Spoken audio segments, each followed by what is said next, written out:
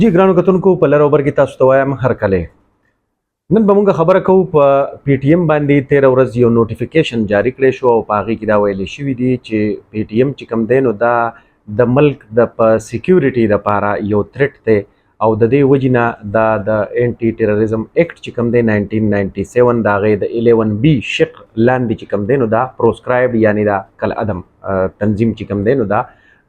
ګرځولی کیږي. نو یو خبره خدا دا چې دا په داسې حال کې دا نوټیفیکیشن جاری کړی شو چې تاسو ته به پته وي په 11 اکتوبر باندې د پی ټي ایم په کوربتوب باندې په ضلع خیبر کې چې کمریږي ماډل ټاون فیز 2 دی په هغې مقام باندې د پښتنو یوه جرګه ده یا یو عدالت چې کوم دی نو هغه به لګي.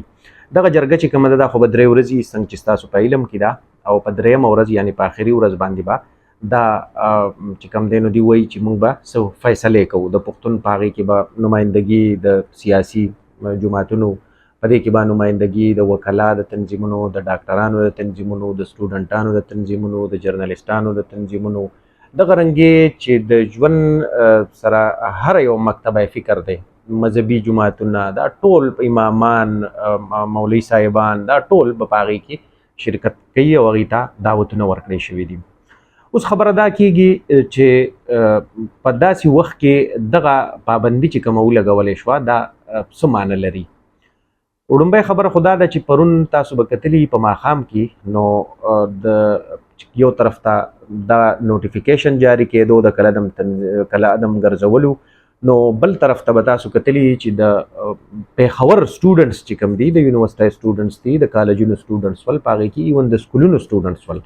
او هغې په خپله باندې راغلل یو لاریون یې وکړو او هغه لاریون بیا لاړو هغه مقام ته ورسېدو، هغې ته بیا د پی ټي ایم ځینې مشرانو ورته خطابونه وکړل.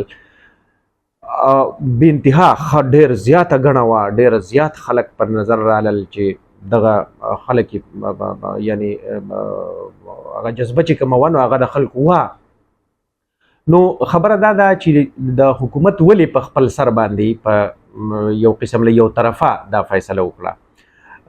په دې ځای کې چې کومه انالیسس جوړیږي نو هغه که موږ وګورو نو په پاکستان کې چې کله هم داسې یو تنظیم خلاف چې کوم دی نو سټیټ را پاسېدلی دی او سټیټ هغه پابند کړی دی یا سټیټ هغه د هغې خلاف کاروایۍ کړي دي نو هغه تنظیم موږ ته یو تنظیم داسې نه ښکاري چې هغه ختم شوی بلکې هغه تنظیم الټا لا نور هم زور نیولی. نو بیا ریاست ولې داسې وکړل یا ریاست ته ولې د دې خبرې ضرورت شو دا بالکل ډیره په جلتۍ کې فیصله شوې ده او پکار ده چې دغه عدالت لګی دی که دغه جرګه کې دی دغه به شوي وه او د هغې نه هغې چې کوم ډیمانډز راغلي ول یا د هغې چې کوم مطالبې رامنځته شوي وې په هغه مطالبو باندې پکار ده چې ناسته شوی وې په هغې کې کومې مطالبې د منلو وې هغه منلی شوی وې کومې مطالبې نه وې منلي به امر مجبوري هغې باندې هغه مجبورۍ ریزنز بیان شوی وی چې بھئی زمونږ دا مجبورۍ دي مونږ دا مطالبات چې کوم دي دا نشو منلی او دا مطالبات چې کوم دي دا مونږ منلی شو. خو دلته کې داسې وشوله چې لکه ایز یوزول داسې وشوله لکه نور کله هم داسې شوي دي چې سټیټ چې کوم دی نو هغه وایي چې بھئی زه بالکل نه دغه کېږم تسلیمېدل خو نه خو البته داسې ده چې زه بالکل زه دا ریاست چې کوم دی نو دی ځان عموما داسې ښودلی دی چې لکه بس د ریاست سره نه کیږي. نو ټیک ده دا خبره هر سړی مني چې د ریاست سره نه کیږي خو دا ریاست چې کوم دی دا جوړ هم په دې خلکو باندې دی دا د ریاست بچی دی او بل طرف ته موږ د ریاست ډیفینیشن دا هم ورو چې ریاست ما جیسی ہوتی ہے یعنی د مور په شانتي نو مور خو به چېرته داسې ونه کړي چې لکه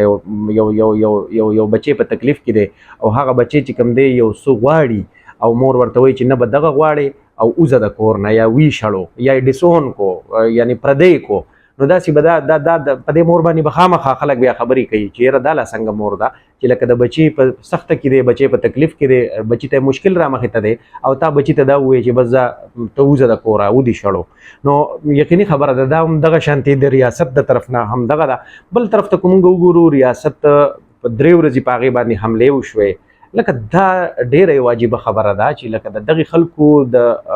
راغونډېدو نه ریاست ته دونه مسله ده نو ظاهره خبره ده دا خو بیا ریاست له پکار ده چې په دې خپل دغه باندې سوچ وکړي چې ولې مونږه داسې یو بله خبره کو مونږ وګورو زمونږ هم دا ریاست ته په دې ریاست کې هم د خلکو د کلدم تنظیمونو نور چې کم دي دا خو اوس پرون کلدم ګرځاو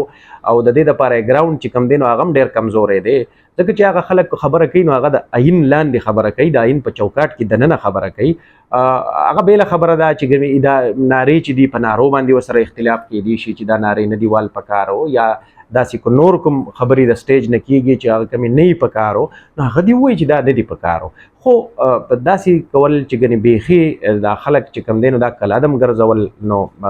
دغه سیس چې کم دی دا بیا د وخت نه ډېره مخکې فیصله ده خو بیا به هم زه دا ووایم چې کم ځای کې هم ریاست چې کم دی هغې د جبر او د زور او د طاقت استعمال کړی دی نو په هغه ځای کې بیا د هغې نتایج چې کم دی نو هغه ښه نه دي رامخې ته شوي تاسو به د نواب اکبر بګټي وجنه به چې کم دی نو هغه به تاسو لیدلي په هغې کې ریاست د زور او د جبر مظاهره وکړه دغه رنګې به تاسو په لال مسجد کې کتلی چې په لال مسجد کې هم د ریاست د زور او د جبر مظاهره وکړه د هغې د هغې په نتیجه کې چې کوم اور را جوړ شو هغه نن هم شته دی دا نه ده چې نشته دی کله به دا وي چې کله به ریاست غالب کیږي کله به دغه تنظیم کاروایی کوي کله به ریاست غالب کیږي خو بیا هم دا یو حقیقت دی چې هغه تنظیمونه هم شته دی او هغه د هغې هغه کاروایانې چې کوم دی نو هغه هم روانې دي نو ولې داسې یو ماحول ځان ته راجوړول کیږي چې ګنې هغه بیا نقصان دی شي او آلریډي د خلک چې کوم دی په پاکستان غونډه کې په ملک کې لاره ورته هم جوړه ده د سیسته چې ګنې خلک کوم شارټ کټ ته لاړ شي د هغې وجه دا د هر سړی تنګ دی هر سړی نوکري نشته دی بل څه نشته دی خلک تنګ دی نو چې خلک تنګ دی نو خلک بیا د شارټ کټ په تلاش کې پکار دی چې ریاست دی ته وګوري که نه نو دا خو به بیا دا ټول خلک به راځي او یو سیس تاسو نه خوښوئ نو هغه سیس به جاین کوي نو پکار دا ده چې د هوش نه کار واخیستلی شي او دغه لږ زمونږ لړ ماضي ته وګورو مونږه صرف د دې 2000 نه را په دې خوا دا 40 کاله وګورئ چې په دې 40 کالو کې چې کله هم سیاست د طاقت استعمال کړی دی نو د هغې نتیجې چې کوم دی نو هغه ښه نه دي راغلي زمونږ یوټیوب چینل افیشل لر او بر چې کوم دی نو هغه تاسو کتلی شئ د نور ویډیوز لپاره